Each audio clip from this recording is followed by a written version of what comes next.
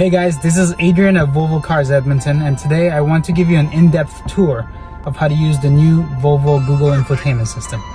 This is our home screen. It does not matter where you are. You can easily get to the home screen by pressing the physical button at the bottom of the touch screen. In the bottom left corner of the screen, you'll see an icon that has 4 boxes. This is what you would click if you want to see your available apps, and these apps you can move them around and customize them according to your liking. If you want to download more, all you have to do is go into the Google Play Store, and as long as you're signed in with your Google account, you'll see more apps that are available. The icons that you see at the bottom are always going to be there regardless of where you go, so it's easily accessible.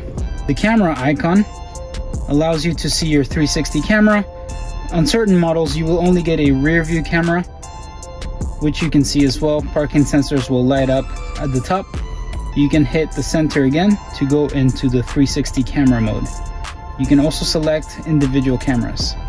For heated seat and steering wheel, you'll see those settings right here.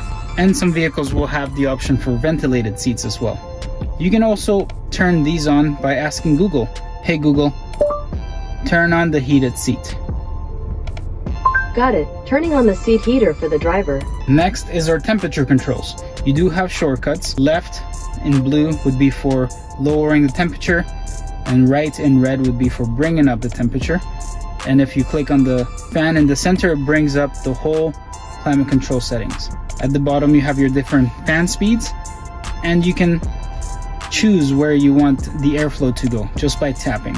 If you scroll, you'll notice that there's another menu here. What this allows you to do is preset the heated seats or the heated steering wheel for when you start the vehicle from your phone. The next icon is our settings, which is in the right bottom corner of the screen. You have driving settings. Some vehicles will have pilot assist, which will use your adaptive cruise control and lane keep aid to keep you centered. You can change the feel of your steering wheel if you like it more on the lighter side or more on the firm side. Ready to drive notification will let you know if the traffic around you is moving. The roadside information will tell you the speed limit, and of course lane keep aid. There's also an off-road mode. The sound setting allows you to customize it to your liking. On the Harman Kardon sound system, which this vehicle has, you have the option for full surround sound. Depending on the sound system of the car, the sound settings will be different. On the vehicles with the Bowers & Wilkins sound system, you're going to have more options that you can customize. The other setting I really want to highlight is our controls. Here you can have your wipers go in service position. You can have your mirrors tilt at reverse or fold when you lock the vehicle, or auto dim.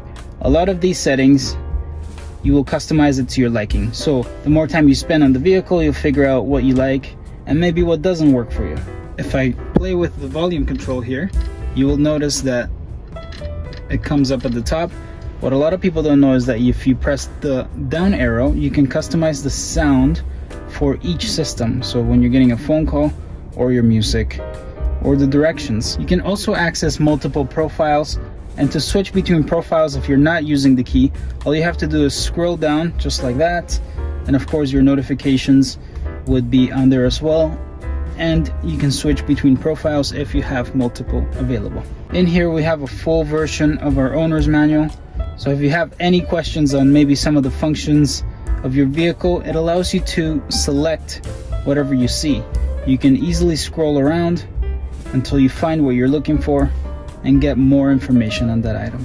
For navigation, you can simply click on Google Maps and search your address, or you can ask Google to do it for you. "Hey Google, take me to West Edmonton Mall." Navigating to West Edmonton Mall. And in our driver's display, the map will also show. At the top of our driver's display, you'll notice there's little icons that pop up. That lets you know what systems you have going on. For example, the little road there means that our lane keep assist is on. And the one next to it, to the right, means that our rain sensing wipers are also on. So if I click on my rain sensing wipers here, now that setting is gone. If you hold down the home button for about 3 seconds, it'll put your screen into a cleaning mode. It allows you to wipe it and you don't have to worry about touching any buttons. If you hold down the home button for about 20 seconds, first it'll go into a cleaning mode.